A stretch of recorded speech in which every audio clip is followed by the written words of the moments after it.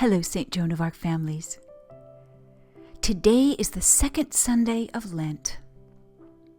Let's start our celebration with a centering breath. Take a big breath in and let it out. And let's begin. Our Lenten theme this year is rooted in joy.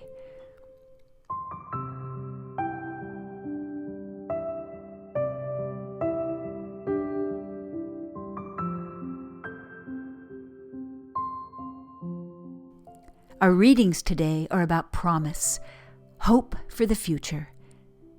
And this, as you might guess, leads to our question.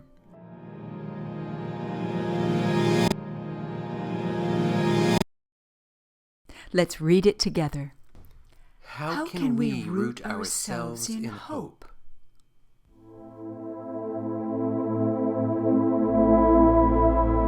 The second Sunday of Lent is always the Gospel of the Transfiguration, which is all about rooting ourselves in hope. Jesus takes his disciples to the mountaintop and bursts into light before their eyes. Then he is joined by Moses and Elijah, also beings of light. Moses and Elijah? That's some company. Moses, the one who brought the 10 Commandments, God's law, to the people, and Elijah, the great prophet who brought God's word, both having a chat with Jesus, all of them blazing like the sun. This must have shown the disciples that Jesus was the real thing. He was bringing the new law and word, showing the disciples a glimpse of God's divine light. Peter, amazed and scared, wants to build a church on the spot, 3 tents that can hold each of the beings of light. Then things get even crazier when a voice from a cloud calls Jesus beloved and tells them to listen to him. As the voice dies away, the light fades, Moses and Elijah disappear, and Jesus is just Jesus again. What we don't hear in this gospel is that just before the 4 of them go to the mountain, Jesus told his disciples that he would soon be arrested, abused, and killed. So this awesome scene of light rises up out of some real darkness, which is kind of Jesus' whole story in a nutshell, isn't it? Jesus is bringing the good news into a world of darkness, where there is great violence and suffering, where it's hard to have hope for the future. Sound familiar? From a troubled world, Jesus brings his disciples, Jesus brings all of us to the mountaintop, where he becomes something completely different right before our eyes. Jesus isn't just showing us a glimpse of God's incomprehensible brilliance. He's also showing us an image of what God has in mind for us, to let God shine in and through us. Martin Luther said, "If I knew that the world would end tomorrow, I would plant a tree today." That's being rooted in hope. We can't control the future. Not really. Not completely. But we can act today. We can plant a flower, a seed in the ground that will bloom, or an act of kindness, of sharing, of peace. This is our way to be rooted in hope, letting God shine in and through us, by believing our good acts today will make a difference tomorrow. It's a step onto the path of living in joy. Remember, it's Lent. We have to give something up, right? So this week, let's give up hopelessness. Let's give in to joy by practicing hope.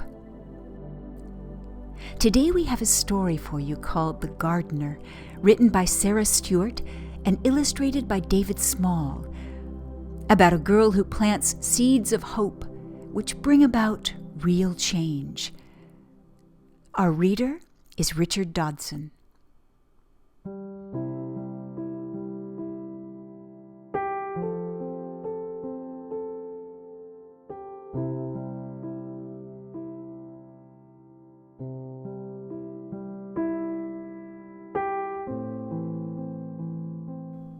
August 27th, 1935.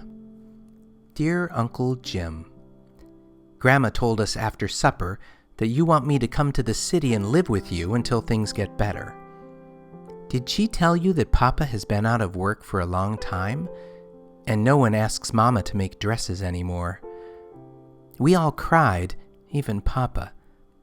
But then Mama made us laugh with her stories about your chasing her up trees when you were both little. Did you really do that?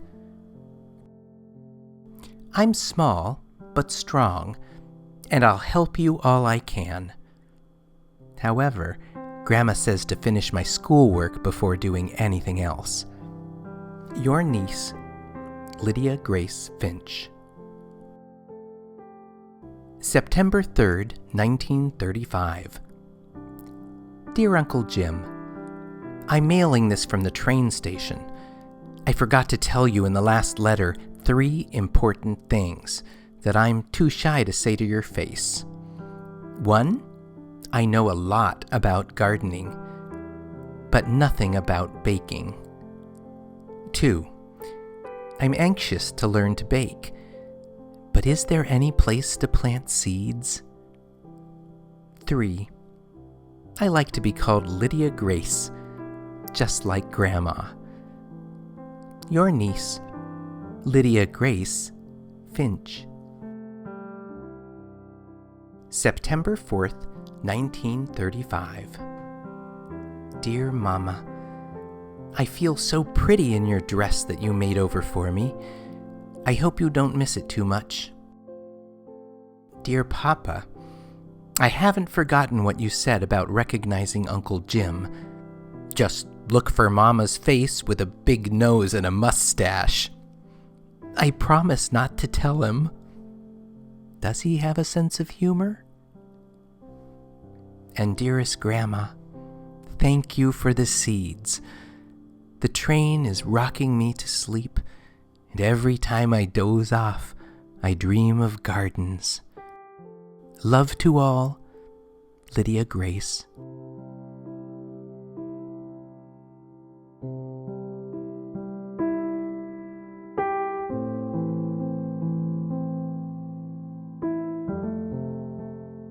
September 5th, 1935. Dear Mama, Papa, and Grandma, I'm so excited. There are window boxes here. They look as if they've been waiting for me. So now we'll both wait for spring. And Grandma, the sun shines down on the corner where I'll live and work. Love to all, Lydia Grace. P.S. Uncle Jim doesn't smile. December 25th, 1935. Dear Mama, Papa, and Grandma, I adore the seed catalogs you sent for Christmas. And Grandma, thank you for all the bulbs. I hope you received my drawings. I wrote a long poem for Uncle Jim. He didn't smile, but I think he liked it. He read it aloud, then put it in his shirt pocket and patted it. Love to all, Lydia Grace. February 12th, 1936. Dearest Grandma, thank you again for those bulbs you sent at Christmas. You should see them now. I really like Ed and Emma Beach, Uncle Jim's friends who work here. When I first arrived, Emma told me she'd show me how to knead bread, if I would teach her the Latin names of all the flowers I know. Now, just half a year later, I'm kneading bread and she's speaking Latin. More good news. We have a store cat named Otis, who at this very moment is sleeping at the foot of my bed. Love to all, Lydia Grace. P.S. Uncle Jim isn't smiling yet, but I'm hoping for a smile soon. March 5th, 1936.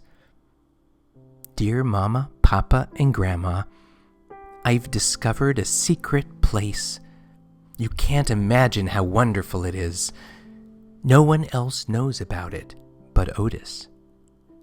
I have great plans. Thank you for all the letters. I'll try to write more, but I'm really busy planting all your seeds and cracked teacups and bent cake pans. And Grandma, you should smell the good dirt I'm bringing from the vacant lot down the street. Love to all, Lydia Grace.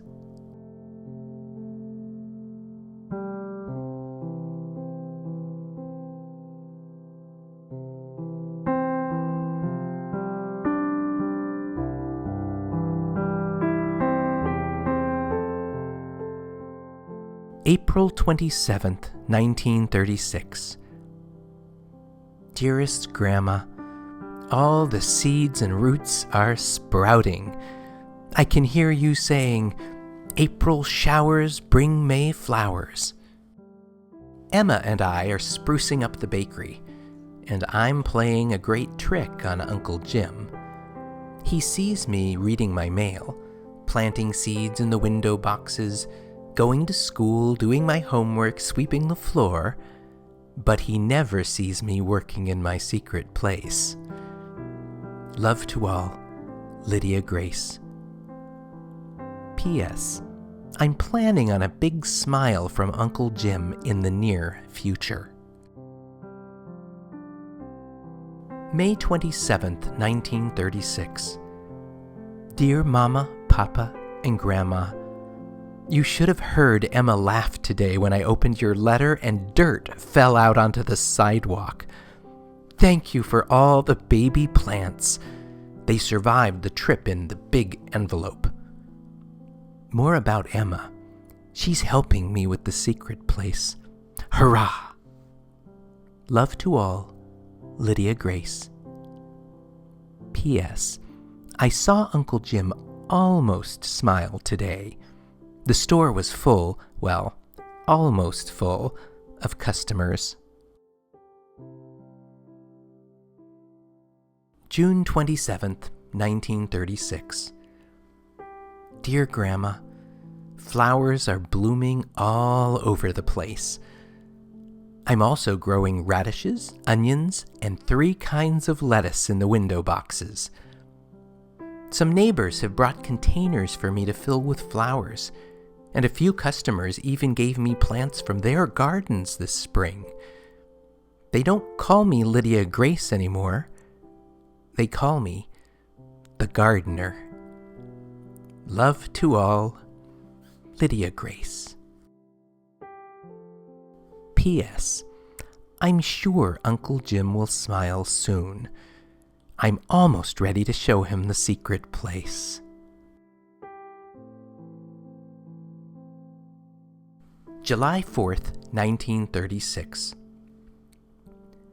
Dearest Mama, Papa, and Grandma, I am bursting with happiness. The entire city seems so beautiful, especially this morning. The secret place is almost ready for Uncle Jim. At noon, the store will close for the holiday, and we'll bring him up to the roof. I've tried to remember everything you ever taught me about beauty. Love to all, Lydia Grace.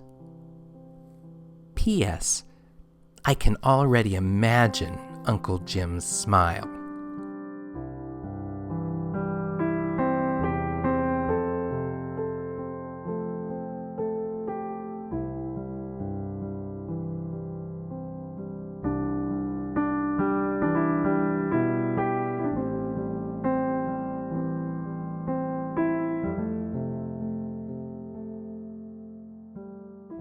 July 11th, 1936. Dear Mama, Papa, and Grandma, my heart is pounding so hard, I'm sure the customers can hear it downstairs. At lunch today, Uncle Jim put the closed sign on the door and told Ed and Emma and me to go upstairs and wait. He appeared with the most amazing cake I've ever seen, covered in flowers. I truly believe the cake equals 1,000 smiles. And then he took your letter out of his pocket with the news of Papa's job. I'm coming home! Love to all, and see you soon, Lydia Grace.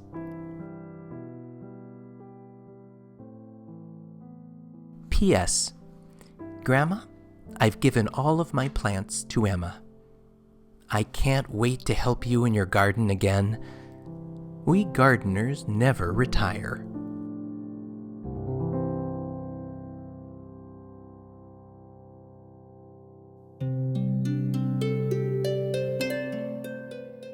In our story, Lydia Grace's generosity and gratitude led her to live in hope.